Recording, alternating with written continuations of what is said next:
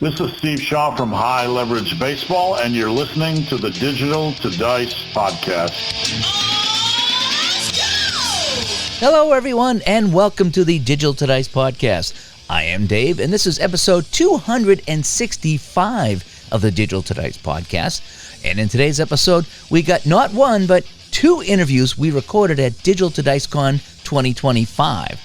Our first interview will be with Dave Koch from Action PC Sports, and then up next is going to be John Turnbull from Powder Blue Sports talking about his new hockey game.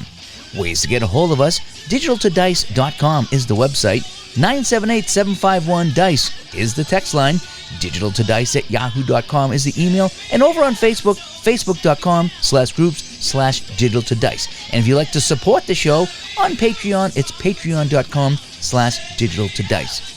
Now, without further ado, let's get to those interviews. All right, folks. Special guest joined us here at Digital to Dice Con 25 here on Sunday. Let me see if we can fix that camera for you a little bit. We are live right now, and this is Dave Koch from Action PC Games. Thanks for coming by. Good morning. Glad to be here. So what brings you up in this area? There was a convention in Preston, Connecticut. It seemed like a good idea to pop in on that one. So, and congratulations. What a fantastic turnout. You guys took a big leap on this one, and looks like a room full of people. And from the videos I saw and pictures I saw last night, it's a big success. Hopefully many more. Yeah, people are already talking about next year. This was yesterday. What's been going on with the Action PC Sports? Anything new? Anything you can share with us here? Or? New updates all the time. I know I just spoke with a couple guys I'd mentioned, because this is a largely board game convention. It's fit very well for people rolling dice.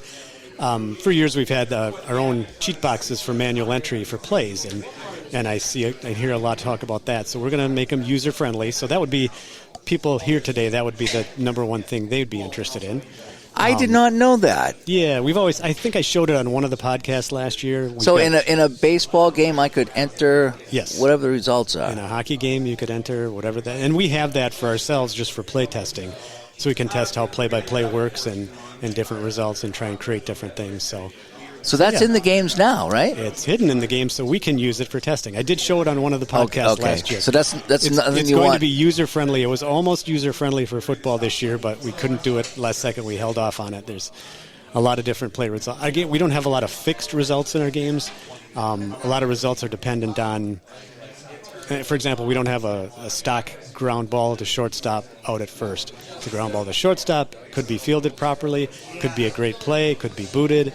Then we check the throw to first for the error, then we check the first baseman for the error. So we have to make sure all that's really user-friendly, so you can go in there and very conveniently type what kind of result you want and go from there. Yeah, but if you could just put in G63 or something like that, there would be a ground ball to short out. Right. That would be that there. And we have to have our game code skip all the other stuff. There's no chance of an error in here, and there's no chance of an error by the first baseman. So. Yeah. Oh, wow. I didn't know that's a possibility in those games. Yeah. Now, I heard something about golf. Hoping by this fall, next spring at the latest. My son's been working on it on and off. It's not his day job anymore, so he's been working on it. He's got some pretty cool things that probably don't want to get into yet, but it'll be cool. Is it a whole new golf game, or is it just an update of this one, a refresh, or what is it? Upgrading some areas of the game, yeah. Okay. Some key areas of the game. Okay. My big thing with the golf is I get lost in there, and I don't know why I did things wrong. And I know there's some things that try to help you out in there. Are you talking the computer game or your golf game? The computer game. Oh, okay. Action PC golf. I didn't know if you're talking real golf or our golf. Yeah. No, there's no helping my golf game. Okay, all right. I drop 3 clubs down, no matter what it is. Okay. I tee off with a 7-iron every time. I'm perfect. So nothing wrong at all there, yeah. I'm an 8 or 9 hitter every time. I can put it in. But anyway, I always just had problems. I would hit, and I'd be way off one way, and I never knew how to fix it. And I was like, if there was some kind of a guide that said, here's what you did wrong, or try this next time, just and I know it's like real golf, because I'll play it and I'll get all frustrated, but that's what real golf is. It's frustrating, and even the best golfers, they don't hit the fairways every time, and I'm thinking, if you're a great player, you got to hit the fairway every. Well, no, you don't. But if there's so then I tried scaling back or hitting here, hitting there. It's like, but I sometimes I just don't know what I'm doing. You want some hints. You want some hints. Something to say, and maybe it's one of those things that's an optional thing. So if you want to play the hard mode, you can play it as it is. But if you just want to casually sit back and play, and not that you have to go 20 under par every time, but it's just, what did I do wrong? You want some helpful hints along the way. Yeah, I'll pass that on. I'll pass it on to Ryan. What could I do to make this fun? Maybe not arcadey, but just and I don't want to hit a button and put it on the fairway every time. You don't want to be frustrated. Yeah. Every round. Yeah, because it's like you'll play 3 or 4 holes. Unless you deserve to be frustrated. Yeah, but just then it gets like real golf because you hit one bad shot. The heck with just hit, just hit. Next thing you know, it's like you get a 9 or a 10. You're like, something. Hit the clubhouse. Yeah, exactly. I'm done. Yeah. But if there was a way to make it, I guess arcadey might be the word with it. Okay. Something to help you out so you could enjoy the game and not be as frustrated because, again, real golf can be frustrating. Yeah. So just something I threw out there. Good idea. Now, what was the idea behind the circular players in the football game? Because I really like that on the chalkboard. We can do more with it. Believe it or not, they fit better. They do. They do fit better. Yeah. I did get a request from a longtime customer in Italy who's got a league in Italy, believe it or not, and he likes the circular. His family prefers the square because for years in their house they've called it the little square box game. Oh, so he's requested that we bring it back just for his family. But no, the circular works better. It moves better. We had to change the icons completely, but they end up working a lot better, and the movement's better. It's easier to generate the proper graphics for it. Was there any thought to maybe having one team circles and one team square so you knew who was on offense and defense? Yeah, that's not an option in there now, but it wouldn't be circles and squares. It might be, you would have a shape choice. Okay. Remember the old X and O games or the... Oh, yeah. Was that the one with the trackball? You could do a Remember triangle. That one? Yeah. That was fun. You could do a triangle or square or circle or whatever. Yeah. So. Right now, people do like the new graphics in it. And the graphics themselves, the play designs, there isn't a lot that's different, except that by making them circles, we could open up things a little bit better so there's less overlapping and the plays just look better. Okay. I found that when I first started playing that, I had a heck of a time with it. I couldn't... I'm 3 and out every time. And I just took more time with it, and I just play offense. And I just found that I would try to think like a coach. I'm like, okay, let's try a run to the right. Okay, that worked or it didn't work. Maybe now we try a screen pass, and maybe I try a draw or, I like going out of the I formation sometimes. And I just tried different things, and somehow I found a way that I could, start moving the ball down the field methodically, if you will. And it just took me a while to get used to it. But now I sit and I'll play a season replay. I think I just did 1979. And I would play like a game of the week. Sure. And would you like to guess who won the Super Bowl in my 79 replay? Well, it wasn't the Packers. It wasn't the Packers. Tampa Bay. No, they did beat Dallas to get to the championship game, an NFC championship game, where they lost to the New Orleans Saints. Wow. Who went all the way and beat the Steelers in a thrilling, I think it was an overtime Super Bowl. Wow. And the Rams were terrible that year. Were you coaching the Saints? Or? I played all offense. Is what I did. For everything? For everybody, yeah. So I would play a game of the week. I played like Detroit, Tampa Bay week 1, and then, Dallas Giants week 2. And I just kind of bounced around. And then I ended up with, so I would play both offenses all through the playoffs. And you found out coaching does make a difference, and you can really not manipulate our system, but you can play more on the bad end. You can make a team worse more so than you can make it better. Yeah, you can make bad decisions in that game. But I just found if you just kind of stick with it and you think like a coach, if this guy's running poor to the left, then we don't go to the left for a while. We try the right, now, or I try to, sneak in something like a little delay or a draw. And I love the men in motion. And I just was always just like a quick play type of guy. And now I'm getting into like the I don't know what one is when I'll send like 2 guys short, 1 guy medium, 1 guy long. Oh, combo pass? Yeah. And then I give the quarterback the option of finding one of those guys. And so I sprinkle in that once in a while. I did at the end of one, I don't know if it was the end of a half, end of a quarter, I did like a rare play hitch and ladder, and it worked. Oh, really? Okay. And it was even the chalkboard. I go, no way, this hitch and ladder worked, and they scored at, I don't know, at the end of the half, at the end of the game. And I found that game's come a long way. Yeah. I've only been playing it 5 or 6 years, maybe 7 years. But like where it is today, like now with the circle update and the whole bit, the chalkboard's smoothed out.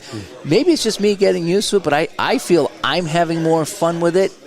I don't know if it's just how things are laid out now or how it does, but I mean, compared to probably a little bit of that and a little bit of smoothing out. We take feedback all the time, and sometimes when we're working on it, we know where everything is, we know how everything's supposed to work.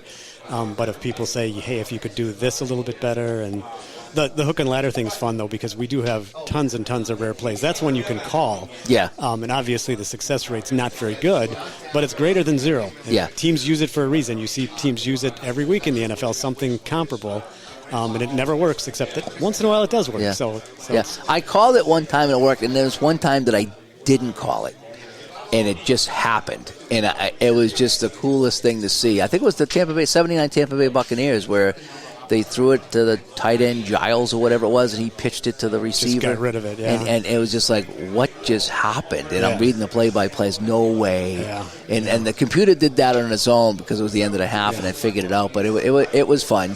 And it doesn't work all the time, obviously. You don't want it to, No, but it's fun to see that in the game. And I've never had anybody tell me that they saw the Jim Marshall pick up the ball and run the wrong way for a safety play. It's in the game, and it's been in the game for over 30 years.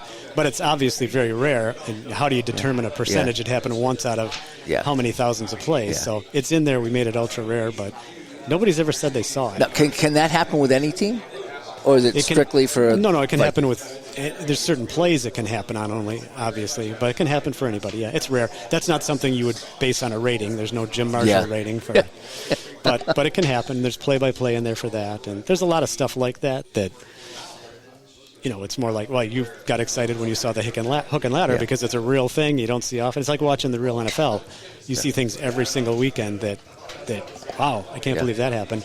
I always think when people see that, when they see an odd play in the real NFL, they're saying to themselves, that would never, or if that happened in a computer game, they would think it was a stupid Dave Koch thing. But if it happens in real life, it's like, whoa, wait a minute, that happened. So a lot of different ways to look at it. I was playing, this is probably 3 or 4 years ago, and I was playing the hockey game. And I was streaming live on YouTube. And I'm playing the game, and I think it was...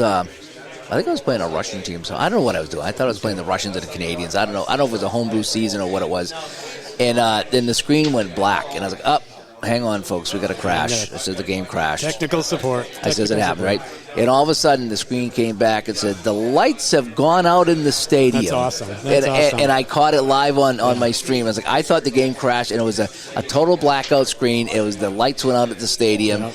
And then it came back, and they set the gameplay, and one team got affected by it. I think it was the Russian team. They couldn't catch up after that. It was just the lights went out, and it was. Their lights went out too. That's awesome. It was just it affected them, and I don't know if that was built into the game as part of the real play that one team gets affected by this delay or not. But I noticed that one team was playing better, one team was playing worse after that. So that's awesome. But it's never happened since, and I'm kind of glad. Well, it shouldn't happen very often. I don't want it very often. It's good that it happened on a live podcast, though, right? Yeah, and I did. I was like, we got a crash. But I was like, I've never seen a black screen on a. See, we probably lost it. People probably disconnected from your podcast, and we lost all. Well, no, because then I think the words come up and said, "Hang on, the light's coming back." It's something come up. I can't remember. Yeah, I forget what it was now, but I was like, okay, no, it didn't. And then the game came back, and the screen. I go, holy cow, that was like one of the funnest things, and I still talk about it. It's been a long time. I still talk about it. Real hockey, right? Yeah. Now the baseball game is that seem to be like your biggest game out of the 5? Biggest is football, a little bit bigger than baseball, but really, okay. We've had that's 10 years longer running. So there are more leagues with football, but I think there's more. I mean, it's not by a lot, but it's clearly football number one still. Is it? Okay. Yeah. Okay. I know football really. I mean, there's 100 baseball games out there, something like that, and that's kind of a joke in the industry that the last thing you need is another baseball game. Except you do. You look at the people with the games out here, and they're all different. Everybody has their own art form to it, so it's fun for me to see that kind of thing. Football, there aren't that many that have the depth of strategy that we have. We try to interact, not just the play calls, but where you're, like you said, running left or running right, who's there on each side, the offensive line and the defensive line. So it's not as much of a casual fan game, whereas baseball, the sport itself is very easy to play. Right. You play a game in 15 minutes, you can roll dice in 20 minutes, however you want to do it. So that caters to a little different crowd. But one thing I learned with the football that I just started to play recently was, you bring in the extra tight end, and you tend to do a little bit better with the runs. And I know that, if you know football, well, duh, but I don't. I'm not a football coach. I never played football. And I started to do that. I started to bring in an extra tight end, and, man, I can, squeeze out an extra yard on a run. Right. And just stuff like that was fun, and so when you're setting up a play, if you leave a back end to block, that obviously has some effect on the play, right? Sure, helps your pass blocking. Good and bad, because you have less receivers. He's not a dump-off guy, and you've got more pass blocking. Yeah. Okay, so all that stuff comes into play, and that stuff I never touched. But now that I'm getting in there, it's okay. I'm going to send that man in motion. I'm going to keep this guy in the block. Must pass or whatever it is, and so all these options there. It really is kind of. Yeah. The more you explore that, because I used to be afraid of that. I don't know what to do with it. You know what I mean? I just want to hand the ball off, throw the ball.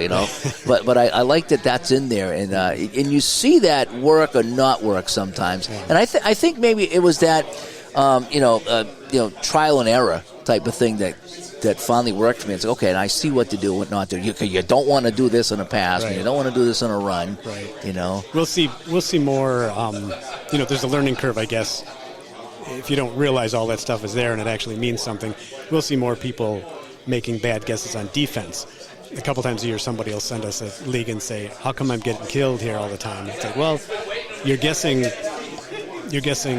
run on 1st and 15, or pass on 1st and 15, or 1st and 5, or just odd situations. Those aren't the best situations, the best guesses, but 3rd and 10, don't guess run. There's a good one. Yeah. You think Walter Payton's going to run, fine, let him run, get his 8 or 9 yards, but don't guess run. So there's a lot of guessing. And the NFL teams, they don't guess. You can put a pencil to it yourself, and you can guess in the NFL, if you're going to guess run or pass, you can guess the pass correctly 75% of the time. So that's not a fantastic guess.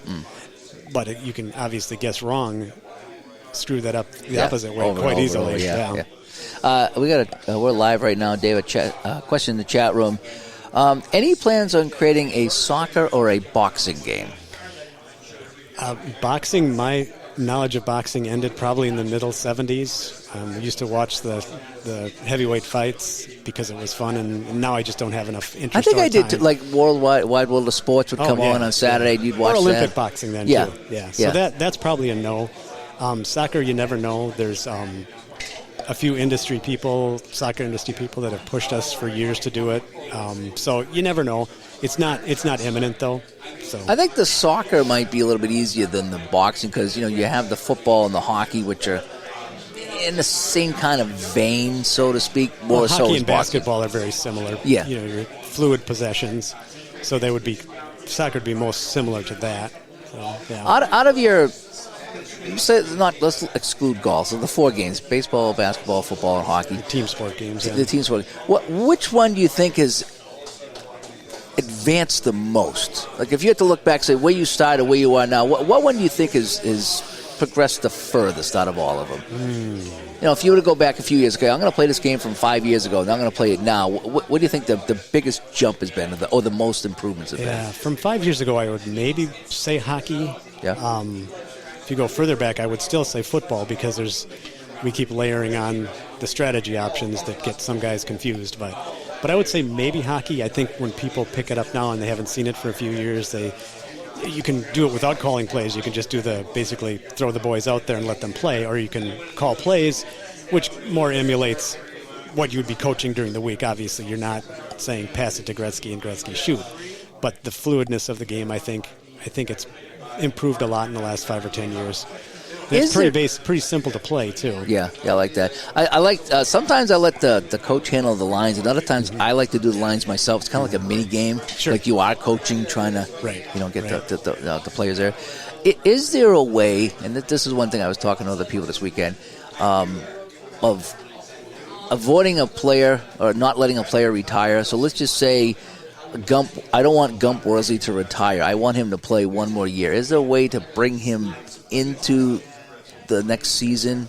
You know what I mean? So a fictional I'm not sure how you would do it. So you can import him from the previous year.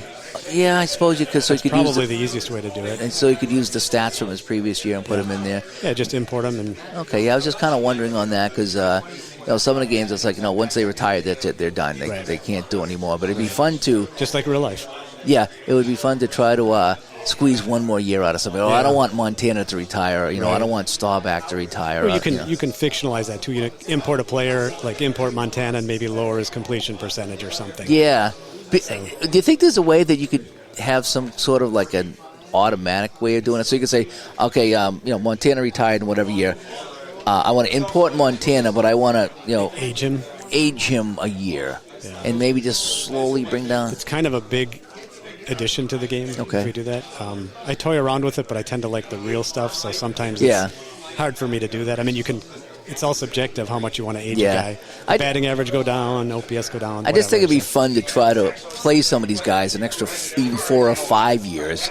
I know. See, now you're getting to, you want Montana back right now, right? So 30 years later. I want Montana like Brady, what I mean? Just play forever, you know? That's right. There was a funny picture I saw, side note. Somebody had posted on Facebook, I think it was, and it was a picture of Ken Stabler. Oh, I think I saw side by side with Tom Brady, and it said in this picture, Stabler is like 5 years younger than Brady. I think it was 14 years. What was it? It was ridiculous. And Brady looked like a young kid, and Stabler looked like he was 70, and it's like Stabler's younger than Brady in this picture. Yeah, well, everybody in this room looks like they're in their 40s right now, so we're a lot younger. Yeah, that's what we think, right? That's right. So anyway, well, Dave, I'm going to let you get back to things. Thanks for stopping by. Thanks for having me. Appreciate it. And again, we enjoy the games here. And I know this is mostly tabletop here, but you'd be surprised how many people here still play the computer games. I think I talked to a lot of people today. They do both. We do both. You can eat Mexican, you can eat Thai, you can eat Chinese. Exactly, You're not limited to one or the other. Sometimes it's fun to play on the table with rolling the dice, and sometimes you want to just kick the feet up and move the mouse and have a game. Well, and events like this, too, are great because computer games you can play online against somebody anytime, anywhere. Rolling the dice, it's a little bit trickier. You don't always have a neighbor or a friend that's close by that you can play. This is true. And there's nothing like playing head-to-head against somebody. Yeah. I mean, you don't very often sweat like crazy when you're playing against the computer or playing against the board game. When you play head-to-head against somebody, even if it's a meaningless pickup game, you feel it. You feel a little bit warmer. So it is fun. Which is fun. It's good, healthy way to raise your heart rate. I think what we're going to need next year is digital to dice sweaters. It is cold here. It's cold don't get me wrong. I'd rather have it cold than hot, but it's kind of cold in here. Yeah, it's nice outside. I think I'm going outside now. All right, Dave. Thanks for coming by. All right, thanks for having me. And congratulations again. Thank you. Dave Koch, Action PC Sports, joining us here. This is Ian Brook with On Deck Baseball, and you're listening to the Digital to Dice podcast. Okay, so we have our first guest of the day, and that is John Turnball. Morning. All right, so we got to know John here. So you announced the hockey game yesterday. Tell us what it's called and what's going on with that. The new game is called Red Ice Hockey. Okay. And the name actually was chosen by my wife. Nice, okay. I don't know if I had told you the story about that. No, I did not know that. We love going to see hockey live. Oh, yeah. And we went to a minor league hockey game several years ago, and she likes the violence part of it, the crashing into boards and the fights and all that good stuff. So that's always exciting. But there was one particular game we went to where there was so much fighting and blood where somebody had to come out with a shovel and a bucket to scrape all the red ice off the rink and into the bucket. So that's the genesis of the name of the game. Really? Ugh. So now, does your game have fights? No. So ironically, you named a game after the violence of the sport, and you don't have any fights. If you have a power play role, you can kind of narrate that into it if you want. But so tell us a little bit how the game works. Well, the game runs in a similar engine as the drive time football and the baseline basketball. You've got the offense and the defense piece. It's all probability based on the number of your different sets of goals that you can score. Full strength goals, power play goals, shorthanded goals, and empty net goals. Okay. So, and it runs in a two-set system. You roll, you do your first roll, you see if you get a goal, and there's actually segments where you can get 2 goals in a segment, and then If there's a power play, you go to the power play section and you determine whether you have a power play goal or a shorthanded goal or no goals at all. So okay. So what did I see? Yes, was it 4 segments a period for each team? It's right, 4 segments. Each segment is 5 minutes in length. Okay. So there's 12 total segments in a 3 period. And you do that for each team, for right? each team, correct. Okay. So each team gets basically four chances in a period to score goals, and it can be more than one goal, right? Right. Okay. And there's also opportunities based on the strengths of the team that you have like a scoring advantage, and that would be for the higher rated SRS rated teams. So you compute the SRS difference. If it's greater than .90, then you've got the opportunity to have, there's one 3D6 roll line that has the extra goal ? Quality on it. And then if you roll that team who has that advantage rolls a 2d6. If they have a 4 to 6 on the die, they get awarded that extra goal. So it's a chance to get an extra goal if you're a high-powered team. Right. Or if the opponent scores a goal, they can use that trump card or whatever you want to call that advantage, roll the 4 to 6, and if they do it, if that hits, then you can get a goal waived off. Maybe take that away. Okay. But that happens once a game. So you can take it. You possibly now. What happens if you try to take away the goal and you don't? Do you still have the chance to take You still have that advantage card for the remaining until it happens. So But either or, if either or happens, then that goes away. So you either get an extra goal or take away a goal, and that once and you're done. Okay. Right. As long as that 4 to 6 is rolled. Right. And now I was looking the other day. I played a little bit with you. We'll play again today a little bit more. So you get into the empty net section, but you were saying too that sometimes teams pull the goalies like really early now, right? The research I've done shows the average. It's like between 2 and 3 minutes left in the game. Yeah, it used to be a minute and 40 seconds. Yeah, and doing my research, the percentage of it's almost every team that if you're down, you're pulling your goalie. Yeah, I mean it's almost an automatic thing now to where, decades ago the percentage I have when you have that empty net roll was like 18%. So it was very rarely done compared to what it is today. There was a stat I saw that over this past year, 1 out of every 14 goals scored was an empty net goal. Believe it or not. Yeah, I'd like to know what it was back in the 70s and the 80s when I watched it. You know what I mean? I'd like to know, just for my own curiosity. Yeah, I've got a chart with interpolated numbers because I got the stats back to early 1940s that has, because there's a certain period, there's a separate website that has all the empty net stats. Oh, really? And that only goes back to, I think, the late 90s or early 2000s. Oh, really? Oh. So prior to that, there's, do some sort of interpolation to figure out, okay, in this year, this is the standard number I'm going to use for the empty net situations to kind of broad brush the possibilities for every team. So, all right, so here's the big question is, what seasons do you have available, and what seasons are going to be available? I've got 10 seasons. I didn't bring the list with me. I got the 42-43. I've got the latest 2 seasons. I got 78-79 WHA, 91-92, 93-94. I think I've got a couple 80 seasons and a couple of 90 seasons, but I got 10 seasons to start with. Nice. Now, the 78-79 WHA, that's the season that some teams didn't finish, right? And they had to bring in a couple of European teams. Yep, there's a couple of European teams, and I've got those teams carded as well. Really? And I believe,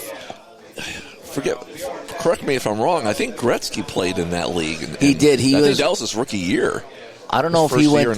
I think he actually was traded to Edmonton that year from Indianapolis. Okay, he was with he started with the Racers, and I think he was traded to the Oilers, and somehow the Oilers managed to keep him when they went to the NHL. Yeah, and he was one of a few people that it was rare for them to keep a player. Mm-hmm. When they made.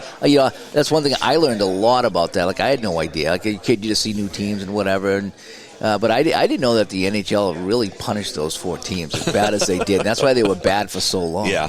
Huh. So, but that was interesting. So, all right. So, where can we find out more about this game? Where can we find this game? On Facebook, there's a group called Red Ice Hockey. Okay. I also have my YouTube page, Powder Blue Sports. Okay. And I've got an unboxing video or a gameplay video on there. And when I get back home, I'm going to be doing a few more instructional videos. And it'll concentrate on the parts of the game that might be the hardest to figure out, like the empty net situations and the extra goals. Some of the special events I'll cover a little more in detail. But that has a link to my Google Drive, which also has all of the materials for free on there as well. Okay, and this is obviously a PDF game, but do you offer? Thank you, Mike. Oh, look at this! I got my iced coffee, folks. Holy cow! 2 days in a row, I got an iced coffee. There's a Dunkin' Donuts right across the street, and we had some people making runs over there. So thank you so much. So again, is it PDF? Or do you offer print too, or how's that go? Yeah, I offer, everything is free with the exception of the decider die, the special decider die that I sell. Some people like to support, the small business gamers and like that box on the shelf experience.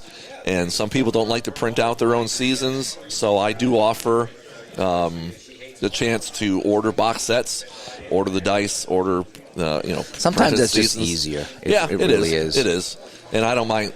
doing it. And I've got a 10% off sale through the 26th, through next Monday for Memorial Day. Okay. To commemorate both this and the. Now, and so is that holiday. ordered through Facebook?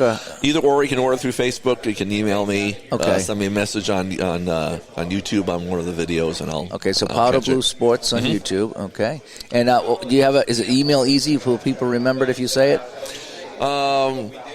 Yeah, I can give it out. Is it Powder Blue Sports at CompuServe.net? No, I just no, it's this is my personal email. So it's jturnbull1023 at Gmail.